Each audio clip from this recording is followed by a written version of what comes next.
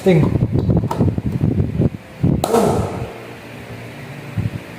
Ayos na guys.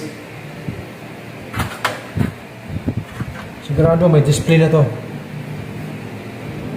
Kasi ito lang yung naging problema, itong backlight lang. Kanina hindi to may ilaw kanina.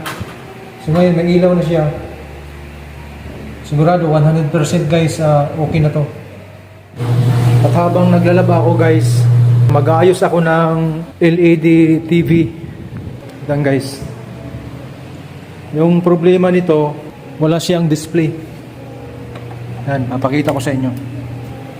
Yan, mayroon siyang power, pero wala siyang display. Yan guys, sinaksak ko na. Ngayon, i-on ko yung power switch niya dito sa likod. Ayan, walang lumalabas. Ganyan lang siya. Black screen. So, ang problema siguro nito guys, baka pundi na yung backlight. Kailangan nating palitan o gagawa natin ng paraan. So, ngayon susubukan ko, bubuksan to, i-check ko kung kaya pa nating ayusin. Itong electric fan din guys, inayos ko lang din to. Ayan, yung dinala yan dito, hindi yan siya gumagana. Ngayon, pinalitan ko lang ng fuse at saka kapasitor. Kaya yan. Tsaka nilagyan ko ng stand. Kasi wall fan to guys. Dinidikit lang to sa wall. So ngayon, nilagyan ko ng stand para magamit sa kahit saan mo siya ilagay. At itong speaker, ito yung inayos ko kahapon. Okay na to guys. Gumagana na to. So ito na nga guys, natanggal ko na yung mga screws. Yan, mabaklasin ko muna to. Natanggalin ko muna yung board niya, ito. Pati yung cover niya dito. Titignan ko yung loob nito. Yung sa backlight, nasa loob pa kasi yung backlight, nasa likod nitong pinaka-cover niya. Yan guys, ilalapag ko lang yung camera ko.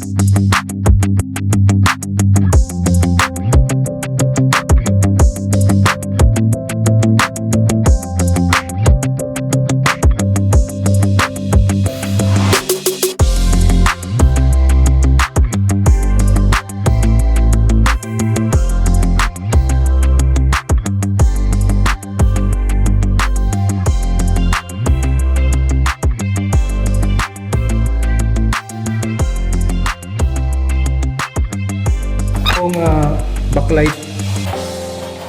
So malamang dito mayroon niyang pundi, isa o dalawa yung pundi niyan, kasi dito kasi sa backlight kasi ng LED TV, pag magkaroon ng pundi yung mga bulb niyan, hindi na iilaw lahat yan.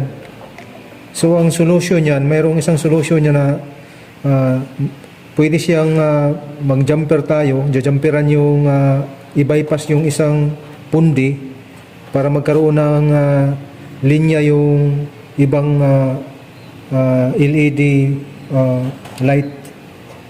So for example, dito may pundi. So di-jumperan natin siya dito, mula dito hanggang dito, para iilaw yung ibang light. So yun ang gagawin ko ngayon guys. Kukunin ko lang yung tester ko.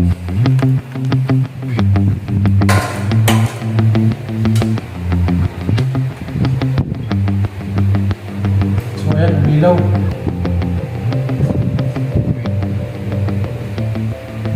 So ito ito yung problema guys.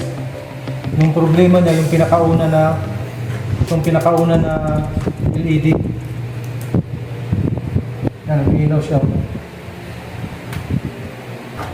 Paganahin natin to. Kunin ko yung panghinang.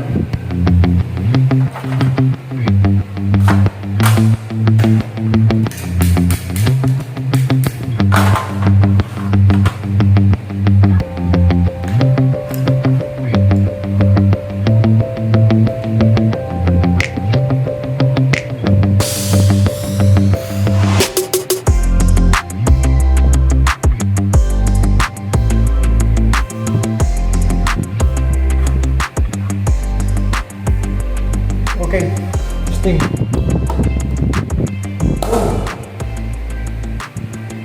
Ayos na guys. Sigurado may display na to. Kasi ito lang yung naging problema, itong backlight lang. Kanina hindi to may ilaw kanina. So ngayon may ilaw na siya. Sigurado 100% guys, okay na to. So ito na nga guys. Na-set up ko na, ayan na. Gumagana na siya. So try ko ngayong mag-play ng movie.